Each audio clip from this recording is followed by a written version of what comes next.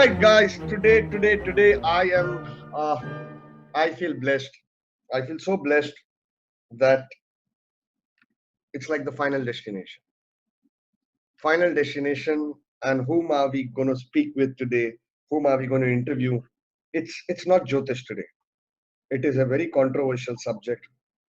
Spirituality is controversial, but the kind of spirituality that's going to come out today, and I hope it comes out, is of a different kind. It can be scary at times. It is dangerous at times. It requires a lot of strength, a lot of clarity. It requires a great guru. Okay. We have from Birmingham, UK, Shree Dr. Manish Pandit ji. Manish ji, namaste. Namaste. How are you doing, sir? Pranam, pranam, pranam, Welcome to Saptarishis Astrology, sir. pranam, pranam, pranam. आप सबको प्रणाम. ये मेरा भाग्य है. ये भाग्य है. Before we say anything, sir, I just want to say thank you to you for helping me 14 years back when I was jobless. Most people use astrology as a profession, even though they might have other professions. And at that time, I did not know how great you are in spirituality. I just showed you. I'm not great. That's humble of you. Not at all. Please, ये greatness वगैरह वो, I am a mere learner. I am a shishya of my guru, and every day I try to learn something. Wherever I can help somebody, because the whole universe is in utter misery. The whole universe is in misery, and well, some people say the whole universe is joy, but that joy is internal, whereas externally the reality can be extremely punishing, extremely difficult for people. And what is the job of a human being on this earth? Never mind all this big spiritual guru and all this. This is of no consequence to somebody, to either you or me. I mean, if you are having trouble in your life, then it becomes my duty in a way, if I can try to remove some of the poison in your life and somehow reduce the burden which is on your head, then this will make me extremely satisfied. You did a kind thing, sir. The smile on your face, you see, the smile on your face will be the thing which 14 years later I will see and I will say, well, God is great. That's all you can say, you see. Right. What else you're going to say to this? Right. I'll share with the audience because Manish ji, by the way, those who do not know Dr. Manish Pandit ji, he is also known in the Jyotish circles via Narashima Rao, PVR Narashima Rao, as the guru of PVR Narashima Rao. But when I showed my horoscope to sir, he just saw it and said, "Don't worry, you'll get a job." And at that time, I did not know because I had just left a very big company, and you leave that company, you don't get jobs anywhere else. So he just said, "You go to Shirdi. You go to at least visit Shirdi, Sai Baba once in your life." And it so happened I could not go then, but after some time, I landed up taking my brother to Shirdi, and he was so happy. He said, "God bless you, Sunil. God bless you. That this is one thing I just wanted to do for a long time." So, I hardly do anything for my elder brother, but thank you, sir. We're going to come to something, sir, which is your speciality, spirituality. Not really. This is not my specialty in any way. It is all Bhagavati's grace and Mother's grace. Otherwise, see, it is all my Guru's kripa, aseem kripa, that I am sitting in front of you alive and able to talk about these matters. And otherwise it is yeah, I think there was one anecdote which was said, which was related to this sort of talk, where somebody happened to say, well, what have you achieved in spirituality? And all he said is bach gaya. And you see, that's all I can say. Bach gaya, you see. Anyway, please go on. Sir, I wanted especially to discuss something controversial. Swami Okay. Vimalananda. I personally believe, it is my intuition, and I can be wrong. My intuition is, for those, the young ones who do not know who Swami Vimalananda, okay. Um, Long back came a book called Aghora, Part 1, Part 2, Part 3 by Robert Soboda. That book is on the left side of Tantra. I presume it's called the left side, sir? Yes, it is. The name of the book is Agora at the left hand of God, Yeah. and it is very specifically named as that left hand of God. Although if you go through the books actually only have very small, specific left-handed practices described. The vast majority of the book is actually about perhaps the most accurate description of spirituality, Hinduism, whatever you want to call it, you will ever read in your entire life. And it's very extremely different. It's Yeah. extremely different to anything else you'll ever read. Yeah. And it is a very true account. Yeah. And that book created history. For the audience, I'm saying this. It created history. It is something that I resisted for 16 years or so. And because, when you think of agoras, you think of those odd practices that they do, sitting in shamshan, eating from a skull, this, that, etc. And the instant normal thing that we are trained is we think it is all negative. So it took me 16 years to read that book. And finally, because there was a client from Ahmedabad, he said, I want to buy that book. I said, we don't have it. It has nothing to do with Jyotish. We don't have it. Okay. And such kind of books we don't sell. He said, no, I can get that book from any shopping site, but I want it from your side, from your hand. He said, any book that I bought from you, all the knowledge has gone inside. So I was a bit shocked. Then, I said, okay, I called up Jayco, they sent me the book. Then I did what? I said, okay, send me 2 copies. So when I shipped it to that Ahmedabad client, I forget his name, I think his name was Saurabh, and then I started reading it. And it became magical. Magical, as if your life is unfolding. You started realizing there is nothing good, nothing bad in this world. And I fell in love with that book. And for 3 years, every night I used to read that book. At that time, I don't know why this intuition. I felt somehow you are connected, Manishji. You are connected in some way with Vimalananda. And I thought, Uh, I'm stupid. I thought I'm stupid. But you know that mail that I sent to you and to PVRG, Narashima Rao, a week back, I took the biggest risk of my life. I thought you're going to say, hey, get lost, nothing like that. So please tell me, what is your connection with Vimalananda? oh, no. It's not like that. Let me first get to the start of this thing. Okay.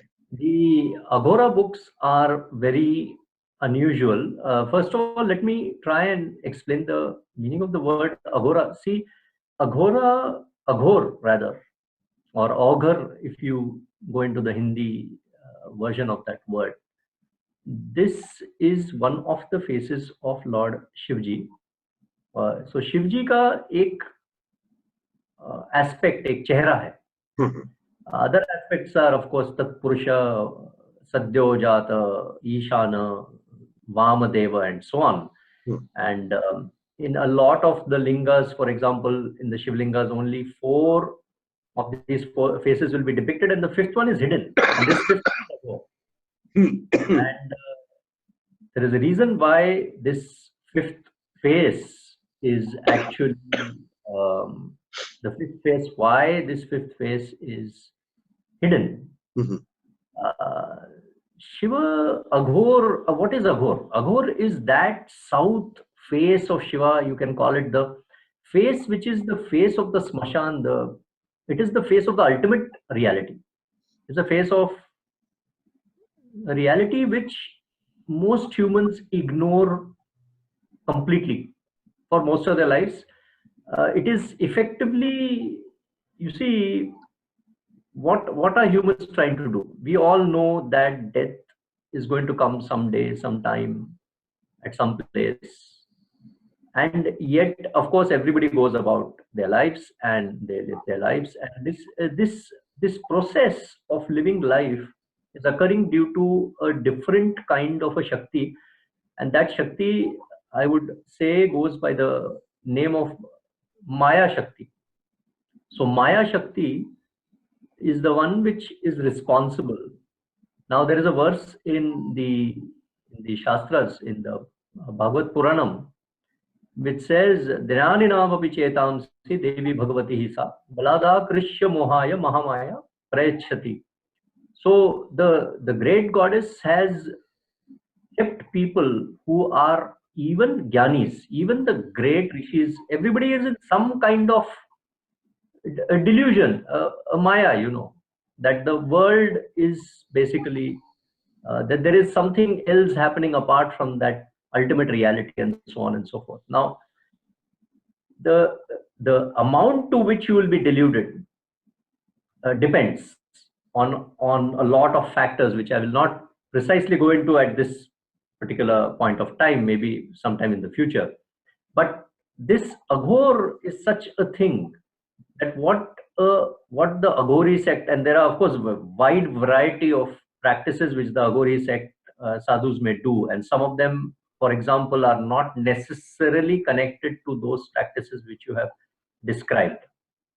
Uh, but some of them, of course, are connected precisely to those Vam Marga practices. Now, the reason for this book and these people being connected in this precise manner is because the deity which revealed itself to Vimalananda ji, the person, I'll still use that pseudonym is better.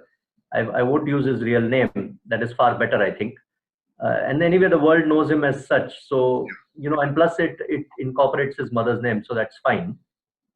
Now, here's the thing. That particular, if you look at that deity, now that deity's name is Smashana Tara. Now, there are numerous taras now, depending on which version of which text you read, Tibetan or other Buddhist texts or some other text you read, or if you go to the Hindu tantras, then they will describe various types of, various forms of tara. But this is Smashana Tara.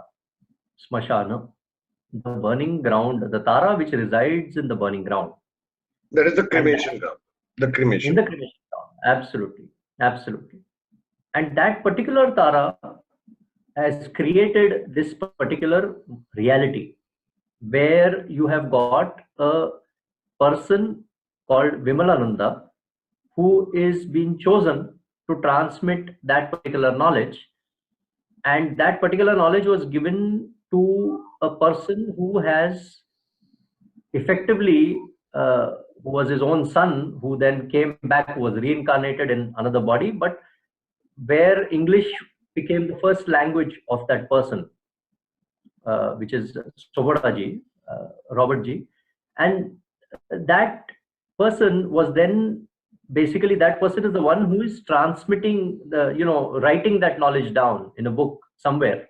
And eventually, after Vimalananda's death, that knowledge has now arrived to you. Now that has a flavor, and that flavor, a small percentage of that, whatever that Shakti was there, you see, which was the Parashakti of Smashana Tara, which is a very, very Ugra Devata. Now, Devatas are of numerous types. You can get Devatas which are Saumya, and Saumya Devatas in general could be, the Devatas which people worship in their everyday houses. Typical of that is the Lakshmi form of the great goddess, but the Ugra form of that particular same Ashtadasha Bhuja or Sahastra Bhuja, actually what is described in the text as the great goddess Chandi. So that particular devata is one of the most ugra aspects is Smashana Tara. And that Tara, basically the thing about deities is they are waiting to, well, most deities will wait a little bit to rip you off your attachments. And your attachments are things you like. They're not necessarily things which you hate. See, everything which is deluding you, which is impeding your vision of the ultimate reality.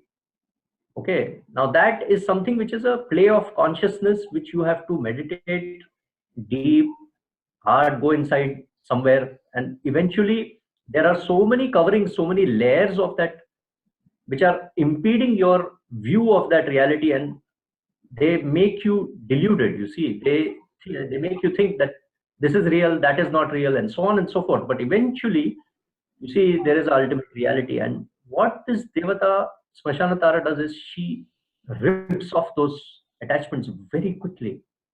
And that is what happens. That is effectively, you see, what is happening when you're reading that book is not that you're getting those attachments ripped off, because of course that would take a lifetime of sadhana to do, but you're getting a flavor, a small glimpse of what that reality could be. And this is such a terrifying thing for a lot of people, that a lot of people, when they read this book, get put off by the descriptions of the various Vama or Marga sadhanas of Aghor, which are described in that book.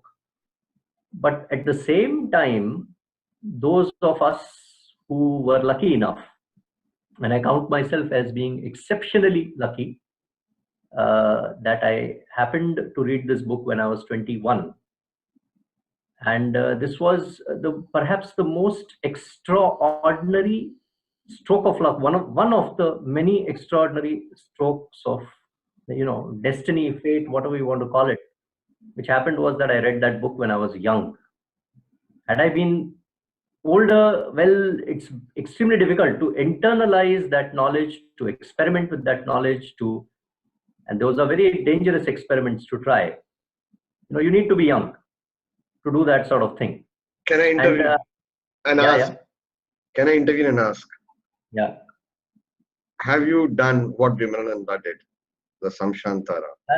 I cannot go into the absolute specifics of some of these things. You see, if you go into the Tantra Shastras, then, well, okay, okay, this is important, because you see, there are going to be a lot of people who will end up watching this interview and say, well, the next thing you want to do is go and read this book, and then all of a sudden everybody is trying to go to the Smashan. And this is the most dangerous thing you can ever do in your life, and I would request you not to do it without a competent teacher, without a competent guru. There are many reasons why I'm saying this the way I'm saying this. Number one, well, the book itself says it in the introduction. I never read the introduction. I didn't read the introduction until 2012 or something like that. I think it must have been. At that point, it was too late, really, that I read the introduction. Anyway, it was lucky I didn't read it, but that was me. Now, here's the thing. I'd like to relate a very quick story about how I came upon those books in the first place. Yeah, that's wonderful. There is a sister of mine, a cousin sister of mine, who is much older than me. And one day she happened to come to our house, and she was, they used to come in a Lal Batti Wali Gadi, very highly placed people. I won't take a name and all that, because I don't want to embarrass anybody. But she was absolutely, raving about this book. And of course, her husband was a complete skeptic, and I think is still a complete skeptic. And for 3 hours she kept raving about the book, and we kept pulling her leg to high heaven. I mean, it was really, we kept taking we took the piss, really, and we kept saying what nonsense, and the typical unfortunate nature of the secular education which we have all undergone. is that we fail to understand these things when they are presented to us in that particular format. So the typical questions which I asked, and the typical questions we said was, well, if such great people are there in India, then why is India so poor? And why is there so much poverty? And all this sort of utter rubbish, which actually has nothing to do with the subject, with that particular subject. And we, anyway, then after a while, I forgot about those books. But that very year, it was, I think, 1993 or 1992, something like that. I happened to go to Lucknow, and her brother, who in those days was earning really nice amount of money, and he, wonderful person, bought me. He said, "I'll buy you some book," and for some reason, I went and chose this book out of a bookstore. And of course, the rest is like, I mean, the books are so powerful. They're so powerful. But of course, I was already doing some sadhana, you see. Okay. And if you are doing some sadhana, then you understand the nature of those books almost instantaneously. If you are not doing any sadhana, and especially if your conditioning is really bad, and you are conditioned to believe that everything is bad connected to the smashan, then of course it puts you off almost instantaneously. Have you been to a samshan? Do you get scared? I'm sorry, I'm asking you stupid questions. No, they are not at all. Yes, I have. Of course, I have been to these sort of places, and I think, unfortunately or fortunately, there are some accounts of me also in those places, which luckily now have vanished from the internet, which is good, Okay. because there's not much point, you see, in these sort of descriptions and all these sort of things. The smashan, you see, a few things which I'd like to clarify here. Swami Vivekananda, not Vimalananda we are talking about, but Swami Vivekananda, whose photo is in every office in India, whose statue is everywhere. Well, he used to go and meditate in a smashana. Really? Of course. And so did Yogananda Paramhans. Oh. These are all things which are there. If you go close enough and you try and find those things out, then you will find that these things did happen. And in fact, if I am not mistaken, Swami Vivekananda in fact went to Kamakhya, which is the birthplace of these sort of sadhanas, and he spent time in the Bhuvaneshwari cave over there. And you see these things are there, but of course they are if you go even further, then Ramakrishna Paramahansa, who was the guru of that Swami Vivekananda, well, what did the Bhairavi teach him? She taught him Tantra Sadhana. Of course, he mastered it in 3 days. She mastered the entire 64 Tantras just like that. And of course, he was Ramakrishna, you see. That is a different matter. But what I'm trying to say is that Tantra, left-handed Tantra, right-handed Tantra, as may be the case, this is not something which is a taboo thing. The only problem is that its perception, the idea about it is taboo, and some of the reasons why these things are taboo is because some of the practitioners of these arts have used this particular knowledge for bad ends. Yeah. Now, not everybody who goes to a smashana will go there to meditate. Vast majority of the practitioners are indeed, they will go there for some or the other smashani kriyas. And those kriyas are not necessarily something which are going to do something good for people. There will be people who will use it for bad as well. But of course, there will be people who will use these things for good as well. But there are not those many of, at the moment, actually, there are very few people who know exactly what to do anyway. So my request anyway to people is that if you are reading those books and if you are, watching this interview, what is important is that you must do some sadhana. And there are a lot of other sadhanas described in the Aghora books by the grace of that Vimalananda Guruji. And he has given some absolutely fantastic secrets of Tantra out over there in those books, which therefore you should definitely follow those things. For example, following a niyama. Now, he tells you why you should follow a niyama, what those niyamas should be, what exactly the method of making any mantra practice successful is.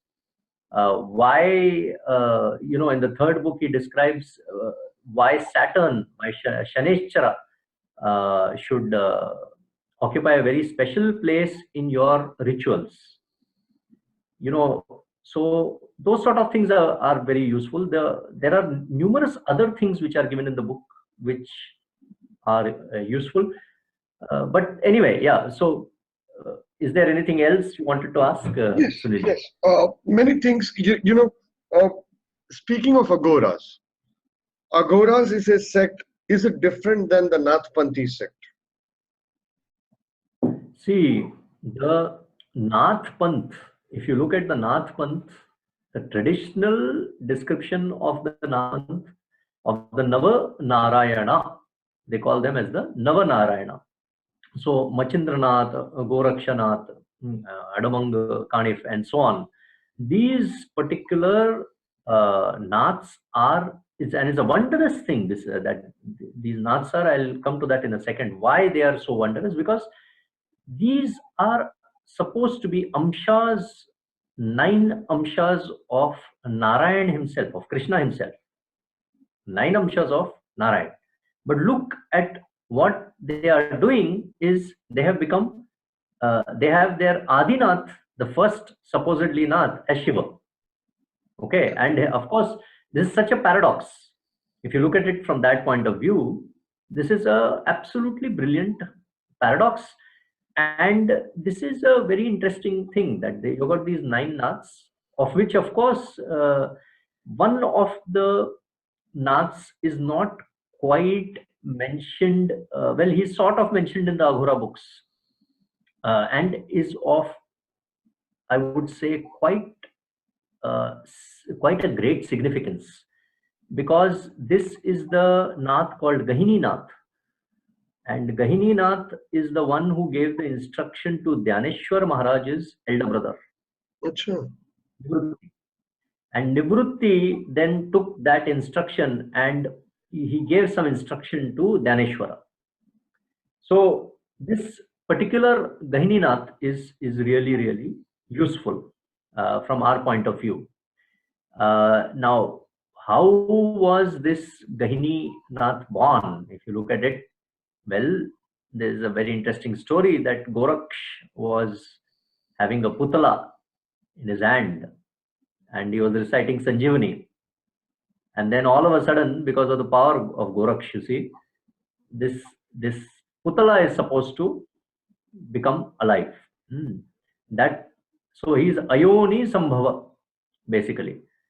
So that Gahini Nath, now the Naths are interesting people because they are supposed to be, if you read the books, then you will get the impression that these are immortals.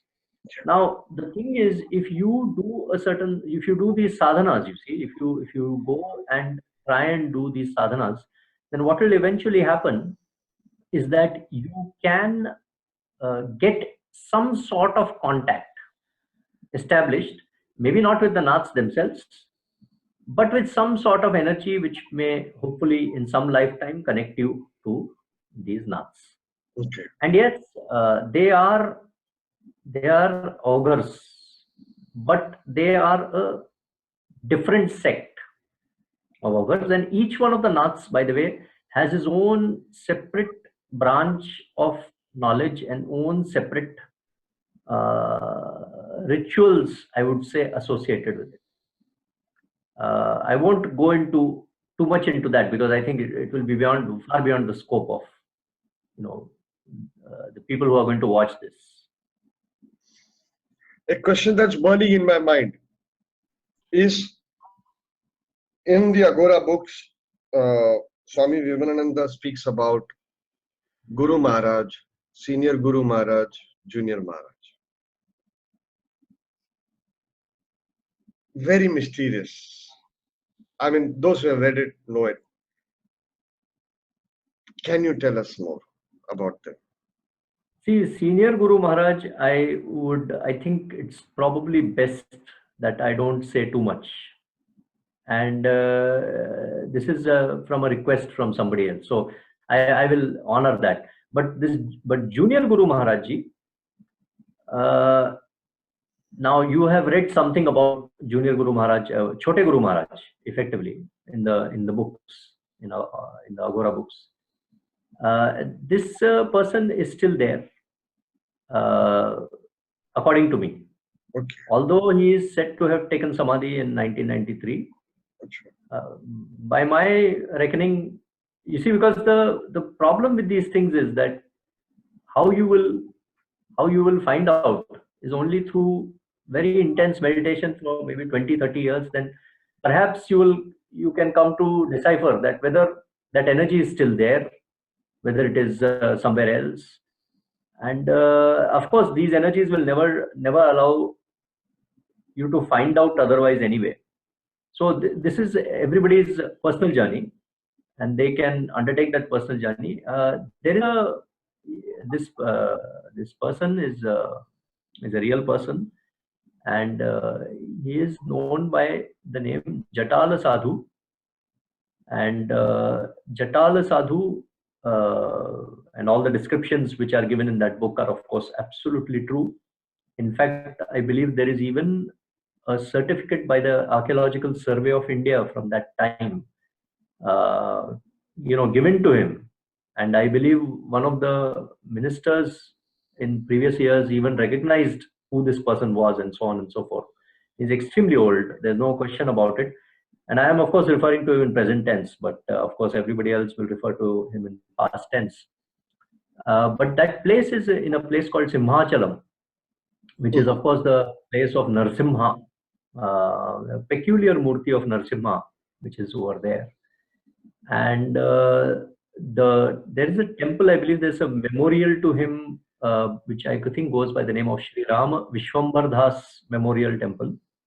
And those interested people who are interested can definitely go there and pay their respects and meditate there if they so desire. He's still there at that place. Well, if you read the books, it says very clearly that he took his samadhi in 1993. And, this is a person who was a sadhak of Gayatri. And it is extremely important to realize that. What can I say? I mean, for me anyway, you see, all these people are effectively, in a way, they are living because they're living in our memories, they're living in our hearts, they're living in our minds, and we have internalized them in many ways. Yes. How old was he? From the book, how old was he? Well, the book describes him as being infinitely old, and it is beyond my intellectual capability to really talk about how old he was or he wasn't. I think that is beyond the scope of this particular interview. This is impossible to establish.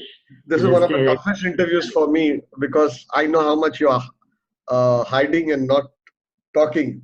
So it's one of the toughest interviews for me. But let me ask the question: have you met him?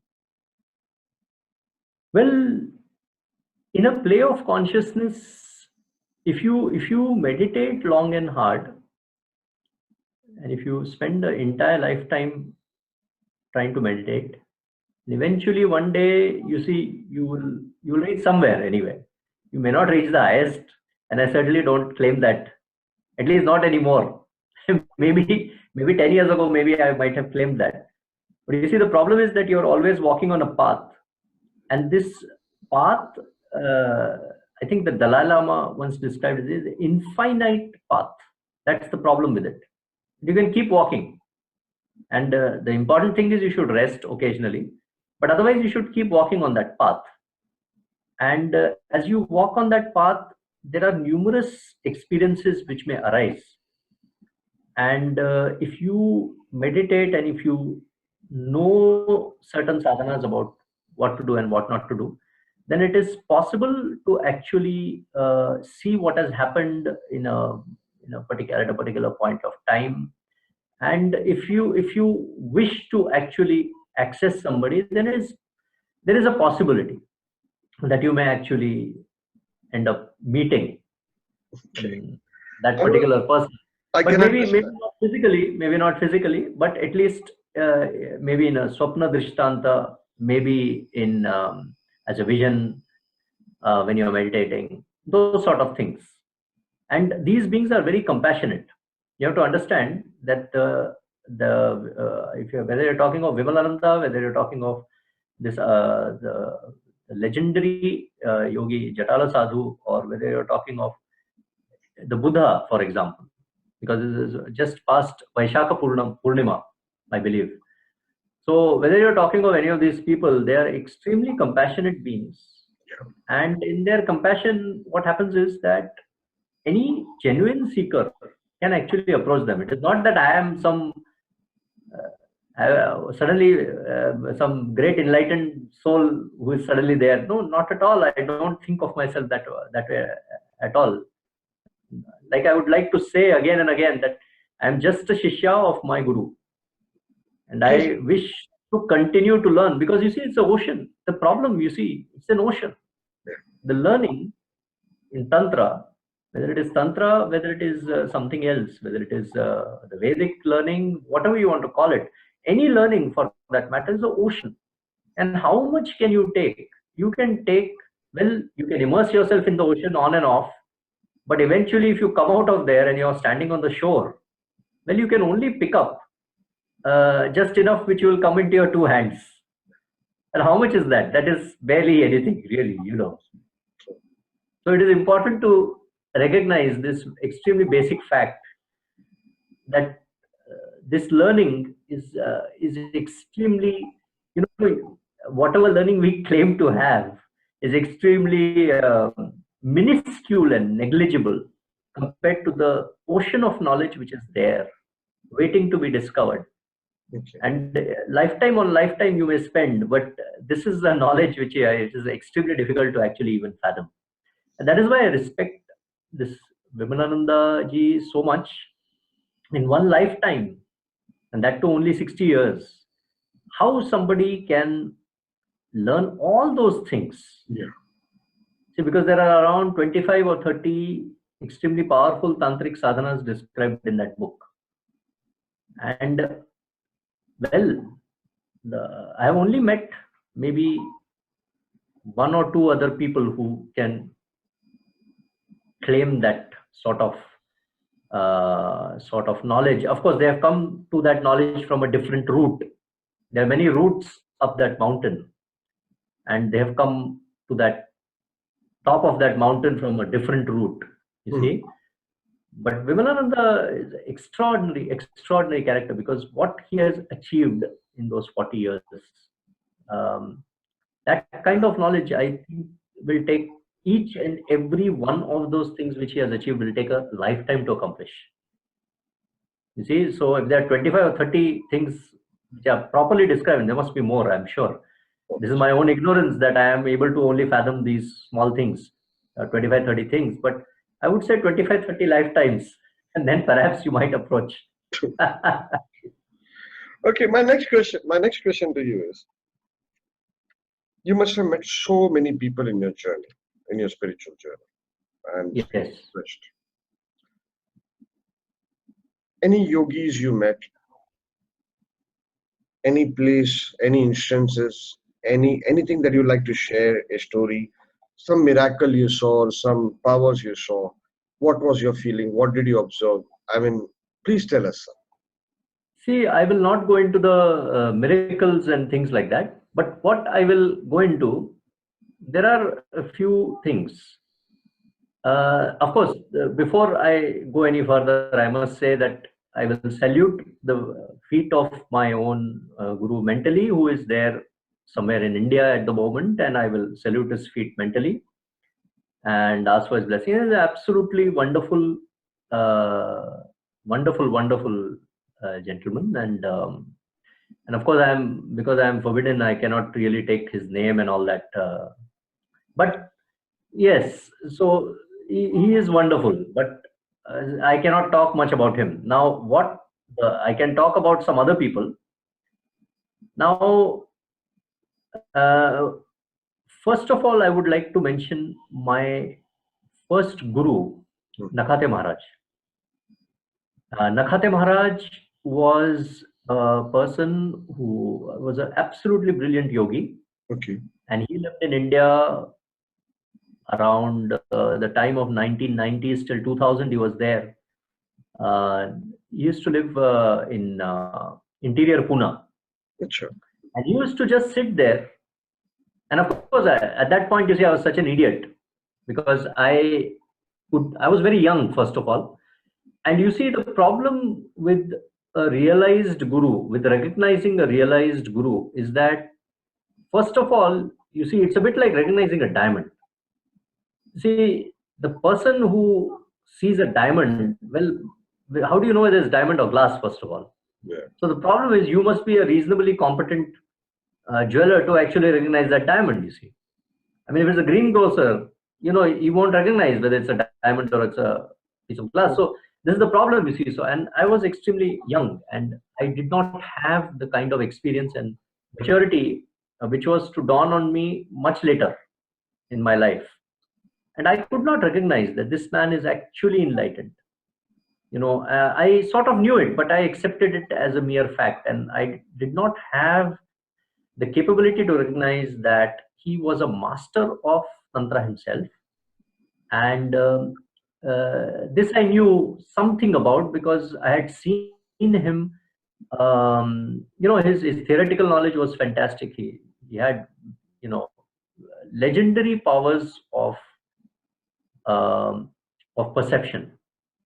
I mean, he would, for example, one day many years ago, when I had gone just before taking the FRCS exams, I had gone to meet him in Pune, and the electricity went, just as I was about to step into the room. Mhm. And of course, he was not that, his sight was, I think at that particular period of time, his sight was, I think, not, his physical sight was not that great. Mhm. But the interesting thing is that the moment I stepped like close to that room, and nobody had seen me at that particular point of time, and he just said in one word, he said, Manish Alaka, in Marathi, Manish Alaka, Yeah. and it was dark, it's pitch dark, there's no light, there's no question of light, there was nothing, I had not said a word. And He he just said, Manish, has Manishka. instantaneously, patak, like that, and so he was something, and I had just sat there and I related my situation to him. I said, I'm going to take these exams and all that not, and come to take your blessings. And he said, ek nahi don. He said, not one, but you'll have two of Oh, these exams. And it actually happened like that. okay. And he had, I mean, he was, because he was, he had reached that plane of spirituality, what do you call it, want to call it, consciousness, where he had actually merged sufficient portions of himself into that ultimate reality. So he was a wonderful yogi, and I am glad that I actually at least got to be there for some period of time with him. Likewise with, of course, my guru at the moment, who is guiding me. But there was another person I met many years ago, and I only met him very briefly, few times. This gentleman was quite an interesting person. He was a person who was from Assam. He was from Nilanchal Parvat.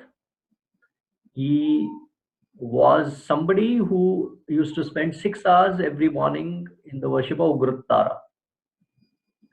And this was in Pune. Oh, And the person at whose house, of course, I used to frequent at that time, he was that person's uncle. Now, I won't go into the details of this too much because I don't want to embarrass anybody. But absolutely wonderful person, and he had seen me from a distance, and he had told me certain things about myself, and he whatever he told me came true. For nearly 20 years it came Okay. true, absolutely true. Okay. And so these things are there, they're absolutely correct, and they are there. And if you want to, I will tell you one interesting story about when the Homa movement started and how it started. And we were in Chennai, of course, Mhm. and we were sitting there doing these Chandi pathas. Mhm. So it takes around an hour, Yeah. and we kept doing it, kept doing it, and eventually, after a while, of doing it for 4 5 days, you do get a bit tired. And that particular evening, Narayan Iyer was with me, who was from Boston at that time. I still remember you were sitting to my right side. The opening of the Garbhagraha of the Durga Murti was from the right side. And it was a very small Garbhagraha. There was another person there who was sitting in front of me. And all of a sudden, anyway, we got up to go. It was around say 6 or 7 in the evening. It was a Friday. And we got up to go. And lo and behold, this young, maybe 10-year-old, 12-year-old, must be a very young girl, who's dressed in blue, steps in into the door, says, "No, you can't go. And I have come to hear you, and you must sit down, and you must read it once more." Anyway, I mean, we were like, see, it didn't fathom, we couldn't actually, we are such fools, you see. So we actually looked at each other, and we were a bit startled that what is going on. And to emphasize a point, you see, she sat on the Umbartha, the threshold of this place, and she put her foot across that Umbartha, and then she sat down, and I mean, she told, "Just sit." And it was a very imperious sit, and we both sat. And I started reading it again. And of course, after the reading, I went into very nice feeling was coming, etc. And in the meanwhile, of course, once or twice I had looked to my right side to see what she was doing. And she had closed her eyes, and she had put her palms together in the Namaskara position, and her one foot in one direction, the other foot in the other direction across the Umberta, completely barring the entry and exit point. And she had closed eyes, and for 40 minutes or 45 minutes, as far as I can remember, she till the recitation lasted, she was still just sitting there. And she was hardly a girl of what. And then, anyway, I did not pay much attention that way because I could not understand it, at that point of time. And then after that, what happened is I meditated a little bit, and when I opened my eyes, and we both opened our eyes, of course, she had gone. She had gone away, right? Disappeared. And well, we don't know because we, we could not see. And we asked everybody else who was there outside, and they all said, "Well, who was there? Nobody was there. This was there, and that was there." But of course, we could not fathom what happened. The thing is, you see, what we hadn't realized is that that particular patha, that particular recitation, made it the 21st recitation. Completing the 21 recitations, we had taken the sankalpa, at least I had taken a sankalp to do at least 21 on that particular day. And we completed that particular number on that particular day. It was a Friday, it was Sandhya time. Hmm. So the problem with these things is that they are quite extraordinary things, but you only realize them in retrospect. Yeah. You see, you don't realize them when perhaps when they're happening at that point of time. Other experiences, of course, I would prefer not to relate, because there's not much point in, like I think I told you that had you come to me 5 years earlier, I would have been very talkative about these experiences. But nowadays, I'm You More know, reserved, more internal. well, there's not much point, you see, in talking about those sort of things. Well, I want to discuss some questions on spiritual journey, spiritual life, and Okay. understanding karma. And what I would request the audience is, what I would request the audience is, we're just going to take a short break, and we're going to come back with Dr. Manish Pandit ji. Stay glued. Thank you so much.